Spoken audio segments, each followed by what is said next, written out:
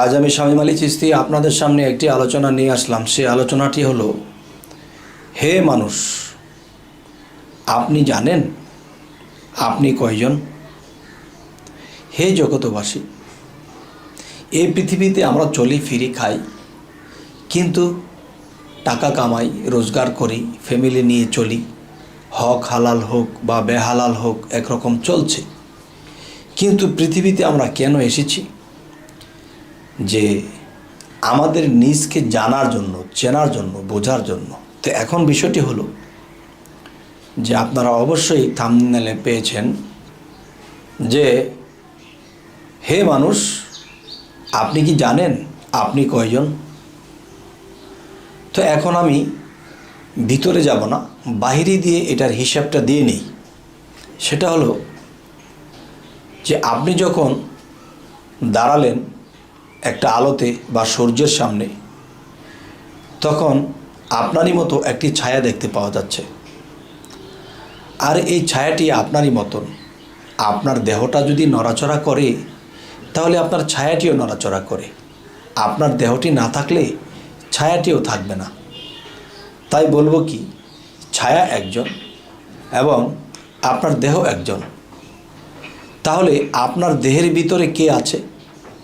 যে নড়াচড়া করলে পরে আপনার দেহটা নড়ে, এরপরে আপনার ছায়াটা নড়ে। তাহলে বাহ্যিক ব্যাখ্যাতেও যদি যাই, তবু আমরা খুঁজে পাই যে আপনি একজন মানুষ, আপনি একাই তিনজন।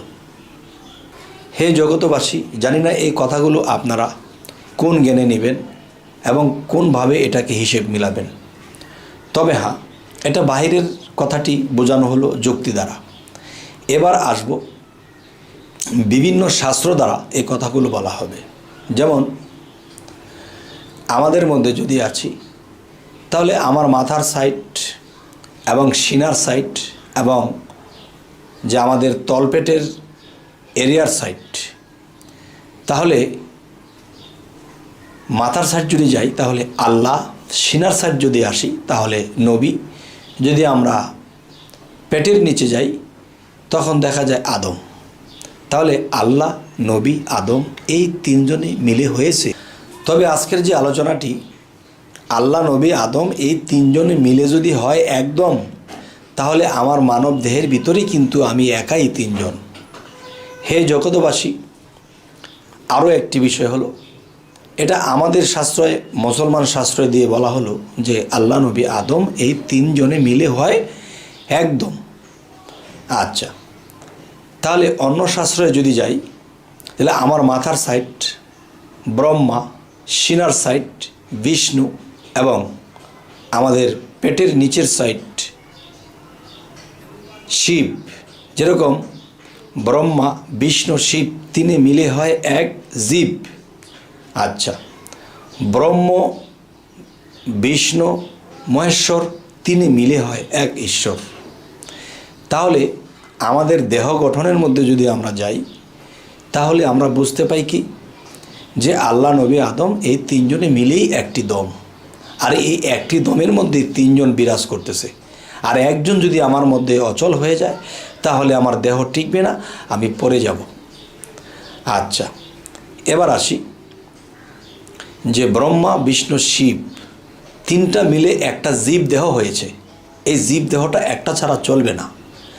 তবে আবার এই জীব দেহের ভিতরে আত্মা বা রুহু যে আছে, এই রুহুটা এই তিনজনের মধ্যে বিরাজ করতেছে।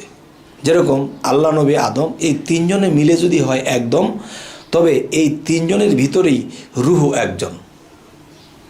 আচ্ছা, তাহলে আমরা রুহুটাকে আমরা দেখা গেছে ওইভাবে হিসেব করতে পারবো না। আমরা বাংলাদেশে সেই কর্ণফুলী থেকে আমাদের কারেন্ট উৎপাদন করা হয়, সেখানে সেই কারেন্টের মধ্যে যদি কেউ হাত দেয় তো মারা যাবে।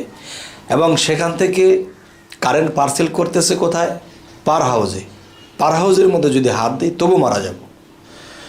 যদি এলাকায় এলাকায় ট্রান্সমিটার ফিটিং করা হয়েছে, এখান থেকে বাড়িতে এনেছি, বাড়ির ঘরের সুইচের মধ্যেও যদি আমি না বুঝে হাত দিই তবু আমি মারা যাব। তাহলে বোঝা গেল মূল গোড়াটা সেখানে, সেখান থেকে উৎপত্তি, কিন্তু একই লাইন, একই বিষয়।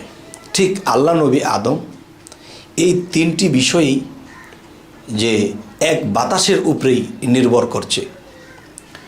আচ্ছা, এই জন্যই বলা হয়েছে আল্লাহ নবী আদম এই তিনজনে মিলে একদম ঠিক তেমন করে রুহু যে বিষয়টা, একটি রুহু সারা বিশ্বব্যাপী সমস্ত মানবজাতি, সমস্ত মাখলুকাতের মধ্যে একটি রুহু বিরাজ করে। আর একটি রুহু বিরাজ করে সেটি কেমন? যে সৃষ্টির দিকে লক্ষ্য করতে বলা হয়েছে। আল্লাহ কি বলেছে কোরআনে, হে জগতের বান্দা ও বান্দিগণ, তোমরা যদি আমাকে চিনতে চাও, জানতে চাও, বুঝতে চাও, তাহলে আমার সৃষ্টির দিকে লক্ষ্য করো। তাহলে সৃষ্টির দিকে যদি লক্ষ্য করি তাহলে দেখা যায় যে আকাশে সূর্য একটি, আর একটি সূর্যই লক্ষ কোটি। কীরকম? যদি আপনি 1,00,000 প্লেট আপনি মাঠের মধ্যে বিছালেন এবং একটু একটু করে পানি দিলেন, তখন কি হবে? যে একটি সূর্য লক্ষ প্লেটের মধ্যে দেখা যাচ্ছে লক্ষ কোটি সূর্য, কিন্তু মূলত সূর্য একটি। ঠিক সমস্ত মাখলুকাতের মধ্যে এই রুহু এভাবে বিরাজমান। তবে এভাবে যে বিরাজমান হয়েছে, তো আমরা যে কাজ করতেছি, চলতেছি, ফিরতেছি, খাইতেছি, সেই রুহের শক্তিতেই করতেছি। কিন্তু রুহের শক্তিতে যদি করে থাকি তাহলে আমার কিসের পাপ? এটা একটা কথা আসে না? না বাবা, এখানে আরও একটু বোঝার আছে। আরও একটি বোঝার আছে। কীরকম? যেমন আমি যদি সেই প্লেটের মধ্যে সূর্য দেখা যায়, এখানে যদি আমি ময়লা আবর্জনা উপরে দিয়ে দিই, তখন কিন্তু সেই সূর্য দেখা যাবে না। ঠিক মানব দেহের ভিতরে যে রুহু আছে, এই রুহুটাকে আমরা দেখি না কেন? এই কারণেই দেখি না, পৃথিবীতে এসেছি, লোভ লালসায় মেতে গেছি, খারাপে আমরা মেতে গেছি, অর্থনীতি কামাইতে যাই একজনের মাথায় বাড়ি দিতেছি।